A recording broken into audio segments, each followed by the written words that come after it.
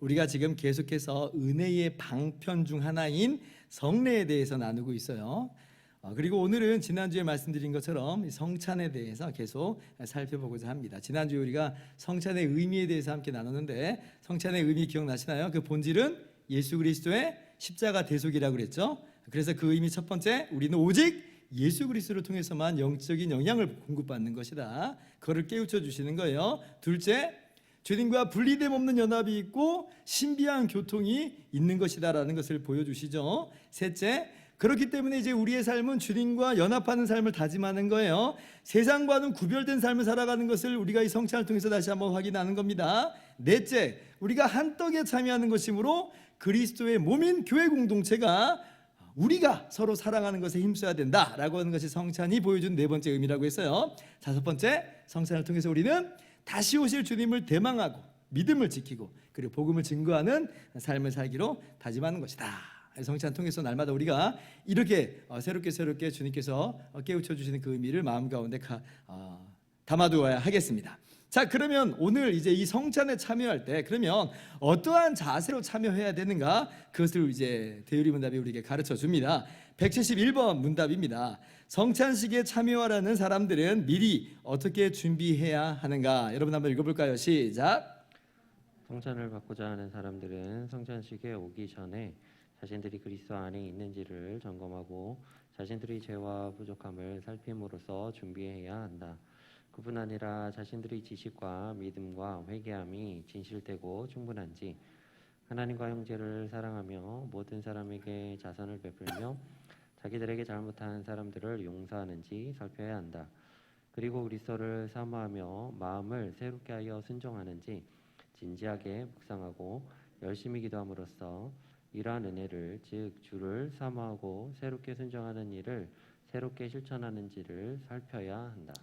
네, 우리 대유리 문답은 성찬식에 참여하는 그 자세에 있어서 세 가지로 이제 구분을 해서 설명을 합니다. 먼저는 성찬식에 참여하기 전에 어떠한 준비, 그리고 성찬식 순간, 그리고 마지막 세 번째로 성찬식에 참여한 후에는 이제 어떠한 자세로 나아가야 될 것인가라고 하는 세 가지로 구분해서 설명을 하는 거예요. 171번 문답은 그 첫 번째로 성찬식에 참여하기 전 미리 준비하는 그 내용이에요. 여기서 제일 중요한 건 뭐냐면 첫 번째 문장입니다. 제일 먼저 점검할 것이 뭐라고 그래요? 자신들이 그리스도 안에 있는지를 점검하라. 그렇게 점검하라. 이것이 성찬을 참여하기 전에 미리 준비해야 될 거예요. 저는 이 문장 보면서 정말 감탄을 금하지 못했어요. 정말 핵심을 너무 잘 이야기했거든요. 성찬은 단순한 어떤 이벤트나 어떤 행사, 예식 그런 거 아닙니다.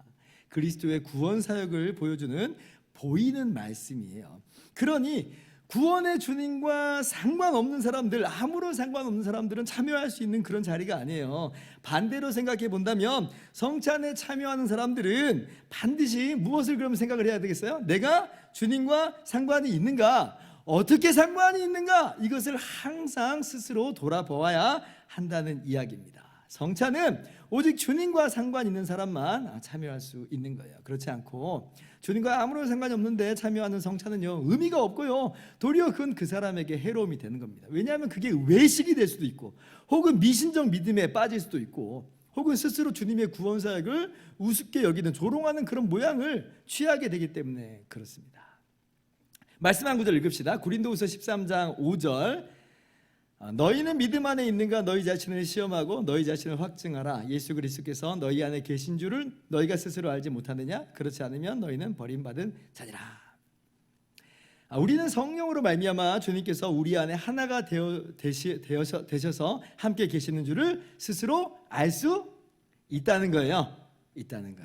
주님과 우리가 상관 있는 존재임을 우리는 알 수가 있습니다. 여러분, 이것이 어떤 느낌이나 감정 이야기를 하는 게 아니에요. 이게 바로 믿음이에요. 요한복음 1장 12절에 그래서 믿음을 어떤 단어로도 표현하냐면 예수님을 영접한다라고 하는 단어를 가지고도 사용하잖아요. 영접하는 자, 곧 그 이름을 믿는 자들에게는 하나님의 자녀가 되는 권세를 주셨으니, 믿는다고 하는 것은 주님을 영접한다라고 하는 건 다름이 아니라는 거예요. 참된 믿음은 영접이에요. 그렇게 주님을 인격적으로 아는 것, 그렇게 주님을 만난 거예요. 이게 믿음입니다. 그렇게 주님과 나와 상관 있는 자가 성찬에 참여한다라고 하는 거예요. 그러므로 성찬에 참여하기 전에 항상 점검합시다. 내가 그리스도 안에 있는가? 그리스도께서 내 안에 있는가? 다른 말로 참으로 나는 예수님을 나의 주와 구주로 믿는 사람임을 다시금 점검하면서 나아가는 것입니다. 두 번째 성찬 참여에 있어서 미리 준비하는 건 뭐냐면 우리 자신의 죄와 부족함을 살펴야 한다는 거예요. 첫 번째 문장이 그렇게 얘기하고 있죠. 여기서 자신을 살피라고 한다는 것은요, 아까 내가 그리스도 안에 있는가라고 하는 첫 번째 점검하고 사실은 똑같은 이야기예요.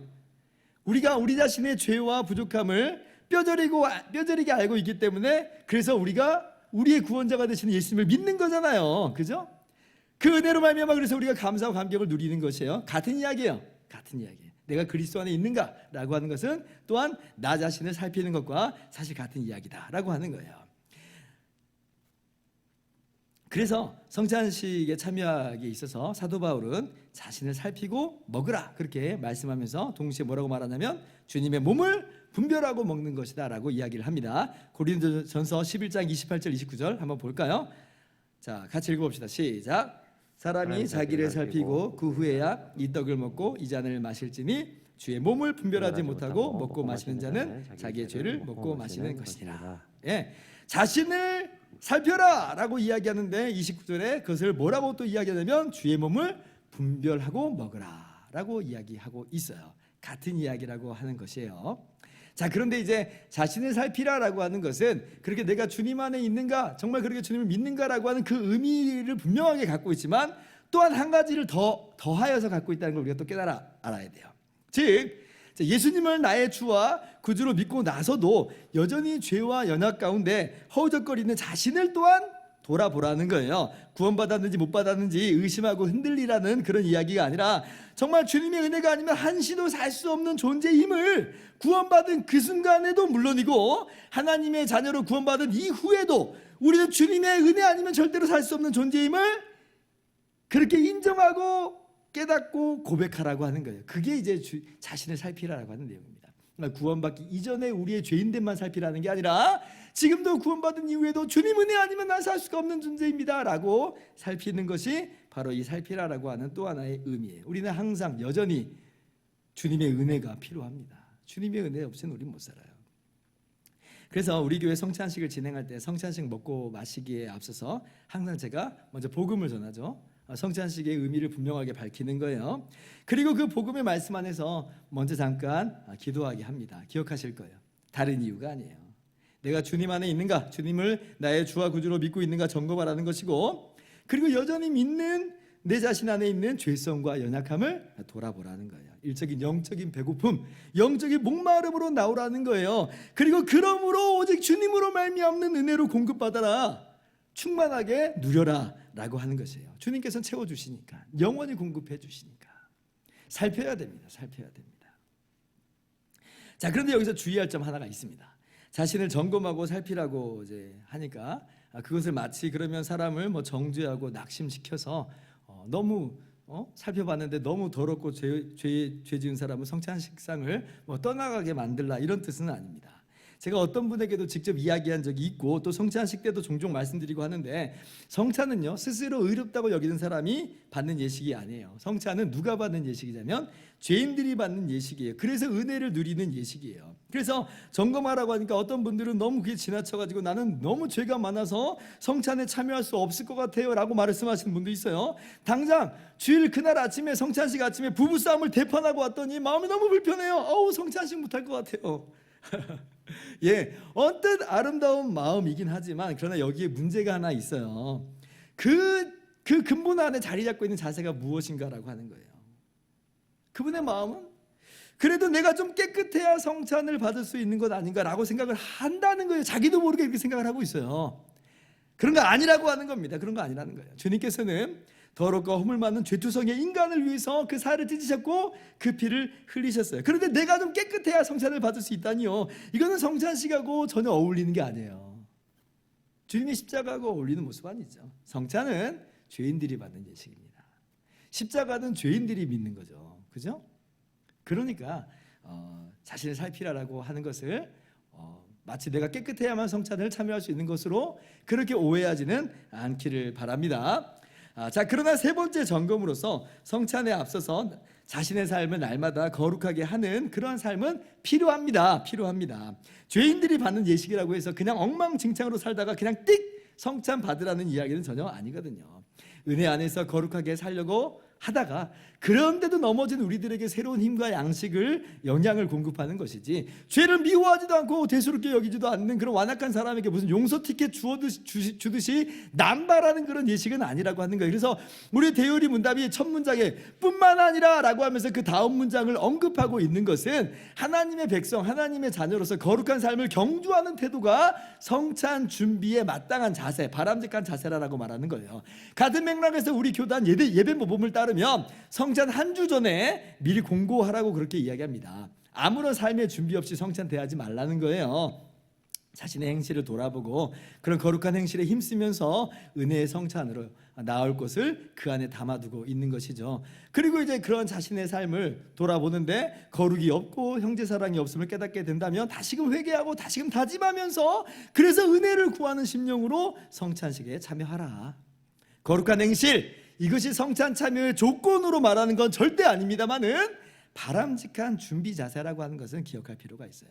그리고 이 거룩한 행실이 성찬에 참여한 자의 결과와 열매로 나타나는 것임을 기억하는 것이 필요합니다.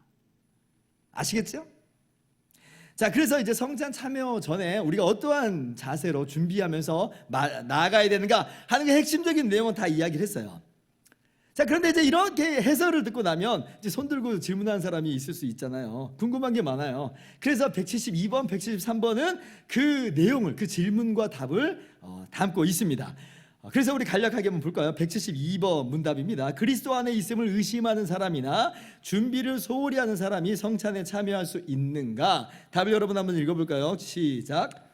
그리스도 안에 있음을 의심하는 사람이나 성찬에 대한 준비를 소홀히 하는 사람이 비록 확신은 없더라도 그리스도에 대한 진정한 관심은 가질 수 있다.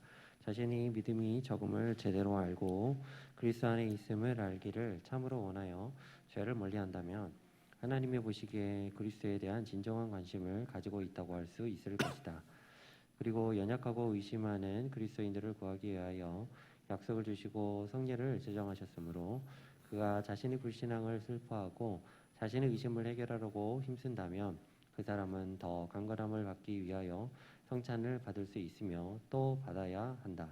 자, 여기 172번에서 말하는 의심하는 사람은 예수님을 안 믿는 사람을 말하는 게 아니에요. 예수님을 안 믿는 사람은 성찬에 참여할 수 없어요. 의미가 없어요. 참여시키면 안 돼요. 이 사람은 믿는 사람이에요. 믿는 사람이에요. 근데 믿는데 의심한다는 건 뭐예요? 주님이 내 안에 계신지 안 계신지 확신을 못해요. 목사님 저도 잘 모르겠어요. 내가 구원받았는지 의심이 자꾸 들어요 하는 거예요. 아니면 어떻게 그럴 수 있는가 그런 생각이 번뜩 들지만 실제 우리의 신앙생활 속에서 그런 경우들이 덜어 있어요. 내가 구원받았는지 의심이 막 듭니다. 왜 그래요? 그만큼 우리가 얼마나 많은 죄악 가운데 물들어서 사는지 몰라요. 예수님 믿는다고 해놓고 이렇게 살아가는 내 자신의 모습을 보면 당연히 의심이 막 고개를 쳐들고 올라온단 말이에요. 부끄럽죠. 그래서 구원의 확신은 구원받는 믿음의 마땅한 결과예요. 그러나 그러한 믿음이 있음에도 불구하고 확신이 희미해져 버릴 수는 있다는 겁니다. 이미 우리가 대요리 문답 81번 문답에서 구원의 확신의 그 내용, 그 항목에서 이 부분을 다룬 적이 있어요. 제가 다 까먹었을 거니까 다시 한번 가져와 봤습니다. 81번 답 한번 화면을 넘겨주세요. 자, 은혜와 구원의 확신은 신앙의 본질에 속하는 것은 아니기 때문에 참된 신자들은 오래 기다려서 마침내 구원의 확신을 얻을 수도 있다. 넘겨주세요, 목사님. 구원의 확신을 향유하게 되고 난 이후에도 여러 가지 심신의 이상과 죄, 유혹, 패배 의식 등을 통하여 구원에 대한 확신이 약화되거나 일시적으로 중단될 수 있다.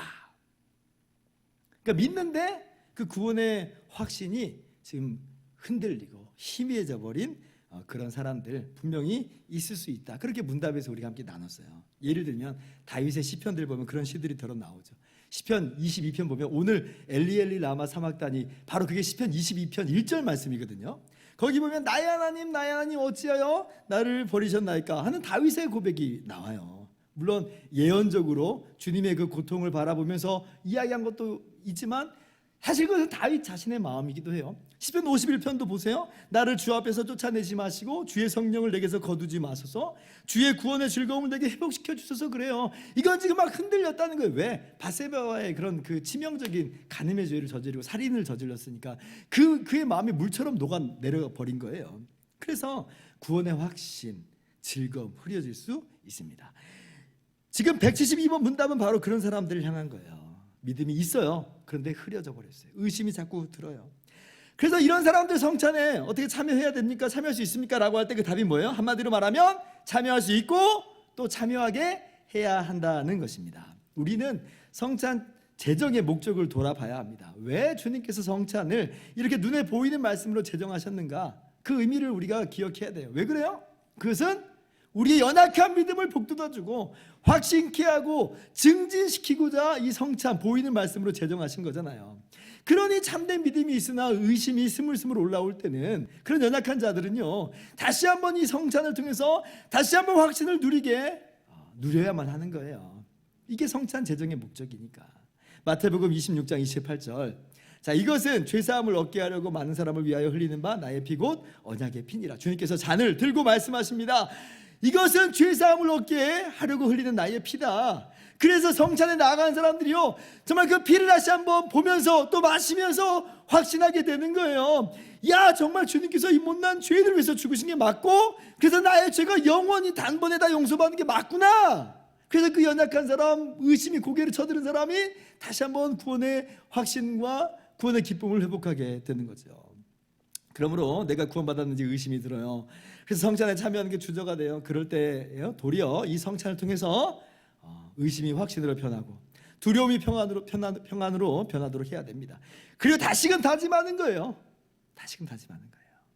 성찬은 그러라고 주신 것이므로 의심하는 사람도 참여해야 하며 또 참여하기를 격려해야 하는 것입니다. 오해하지 마세요. 예수님 믿지 않는 사람들, 그런 사람들 참여할 수 있다, 그런 말 절대 아닙니다. 외식하는 사람들, 그런 사람들 성찬에 다 참여하게 해야 된다가 절대로 아니에요. 그런 얘기는 아니에요. 심지어는 믿고 있으나 의심하는 사람에게 괜찮아 뭘 그런 거 가지고 그래 라고 하면서 쉽게 접근하고자 하는 이야기도 아니에요. 그들의 의심과 고뇌는 오직 성령과 말씀으로, 오직 주님의 은혜의 만지심으로만 해결돼야지 우리가 괜찮아 망각시켜주는 것으로 해결되는 것은 아니라고 하는 겁니다. 그렇게 쉽게 접근하는 의미는 아니에요. 근데 아무튼 성찬 참여를 막는 건 아니에요. 오히려 이 성찬을 통해서 하나님 만지심이 있기를 기도하는 마음으로 우리는 그렇게 성찬에 참여하게 하는 것이고, 또 그리고 주님의 만지심이 분명히 있을 거라고 믿습니다. 자, 그럼 한 가지 질문을 더 던져봅시다. 173번입니다. 신앙을 고백하고 성찬을 받기를 원하는 사람을 막아도 되는가? 자, 답을 한번 여러분 읽어볼까요? 시작. 신앙을 고백하고 성찬 받기를 원한다고 하더라도 무지하거나 거리낌이 있다고 인정되는 사람들은 그리스도께서 당신의 교회에 맡기신 권세로 그들이 교훈을 받고 잘못을 고칠 때까지 성찬에 참여하지 못하도록 막을 수 있으며 막아야 한다. 의외의 대답이 나오죠? 한마디로 막을 수 있다예요. 막을 수 있다. 교회에게 성찬 참여를 막을 수 있는 권세가 있다고 분명하게 가르칩니다. 그러면 어떤 사람을 막을 수 있는가라고 할 때에 아무나 막을 수 있다고 하는 거 아니에요. 아무리 교회라고 해도 그럴 수는 없어요. 오직 막으라고 하는 대상은 있어요. 어떤 사람들이냐? 그들 자신은 믿는다고 하는데 교회에서 볼 때 이 사람은 정말 믿는 것이 아닌 사람들, 아니게 보이는 사람들이 분명히 있어요. 무지한 사람들, 외식하는 사람들, 이 죄악의 문제가 반드시 해결돼야 될 것으로 보이는 그런 사람들이 있어요. 그런 사람들은 교회에서 막을 수가 있어요. 주님께서 이러한 권세를, 영적인 권세를 교회에게 주셨습니다. 실제 사도 바울 역시 그릇되게 성찬에 참여하는 사람들 막았죠. 고린도 교회에 보면 파당이 있었고 유력한 사람들만 따로 모여서 성찬을 하는데 문제가 굉장히 많았습니다. 그때 뭐라고 사도 바울이 이야기해요? 고린도전서 11장 20절 21절 한번 교독할까요? 저부터 읽습니다. 그런즉 너희가 함께 모여서 주의 만찬을 먹을 수 없으니 이는 먹을 때 각각 자기의 만찬을 먼저 갖다 먹으므로 어떤 사람은 시장하고 어떤 사람은 취함이라. 같이요. 너희가 먹고 마실 집이 없느냐? 너희가 하나님의 교회를 업신여기고 빈궁한 자들을 부끄럽게 하느냐? 내가 너희에게 무슨 말을 하랴? 너희를 칭찬하랴? 이것으로 칭찬하지 않노라. 칭찬하지 않는다. 그런 성찬하지 말라는 거예요. 그런 성찬하지 말라는 거예요. 어떻게 보면 막는 거 아니겠습니까? 자, 그리고 또 같은 성도라고 하는 자가 정말 치명적인 음행을 저지른 사람이 있어요. 고린도전서 5장 1절을 보면 아버지의 아내를 취했다라고 일컬어진 한 사람이 있어요. 얼마나 치명적인 죄예요. 이게 믿는 사람이 할 수 있는 죄가 아니거든요. 정말 믿는 사람인지 이건 의심이 될 수밖에 없는 그런 죄악들이에요. 근데 이 사람이요, 그런 죄를 저질렀음에도 불구하고 버젓이 그들 가운데 행하면서 함께 예배하고 함께 성찬에 참여하고 있단 말이에요. 그때 바울 사도가 뭐라고 말해요? 고린도전서 5장 13절 같이 한번 또 읽어봅시다. 시작. 밖에 있는 사람들은 하나님이 심판하시려니와 이 악한 사람은 너희 중에서 내쫓으라. 내쫓으라. 여러분, 이 사람이 지금 자기 발로 이미 교회 밖으로 나간 거 아닙니다. 여전히 그 죄악을 저지르고 있음에도 불구하고 자기는 계속 교회 안에 머무르고 있는 거예요. 즉 스스로 괜찮다고 여기고 있다는 거예요.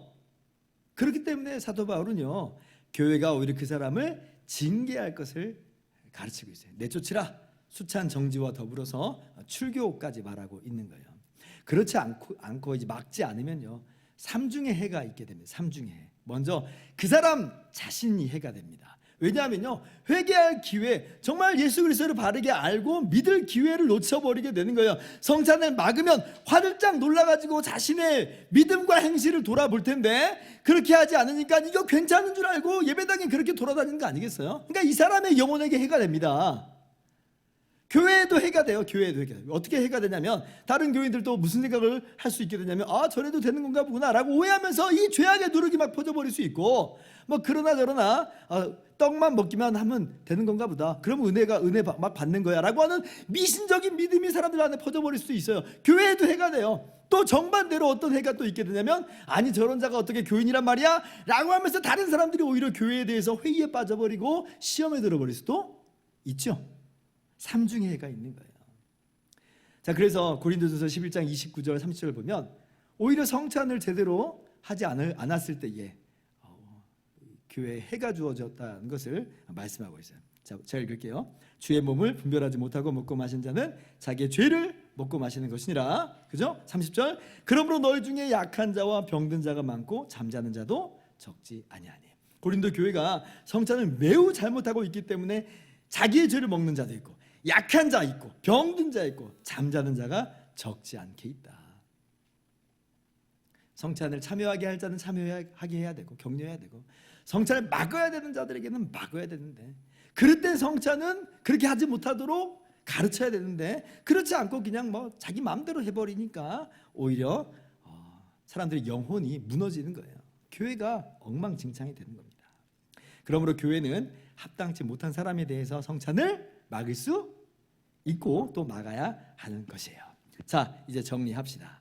그래서 오늘 내용을 총 정리를 해보자면 성찬 참여의 준비, 어떠한 자세로 미리 준비해야 되는가라고 할 때에 예수님을 나의 주와 구주로 믿는 믿음을 다시 점검하는 것, 다시 말한다면 나 자신을, 나의 죄악됨을 살피는 것, 이것이 성찬 참여의 조건이고 바른 준비 모습이다라고 하는 것을 꼭 기억하세요. 그런데 혹시 믿음이 있으나 죄와 연약으로 인해서 의심이 생기고 주저함이 된다면 그런 사람에게는 도리어 성찬 참여를 격려해야 되고, 그러나 믿음이 없고 회개함도 없는 자라면 아무리 그가 원한다고 해도 성찬 참여를 막아야 된다라고 하는 것입니다. 이것이 이제 성찬 참여 전에 미리 준비해야 되는 우리 개인의 준비요 교회의 준비다라고 하는 것이죠. 이번 주는 고난주간 특별새벽 기도의 기간이에요. 그래서 너무 많은 내용을 길게 하면 힘들 수 있으니까 오늘은 여기까지만 하겠습니다.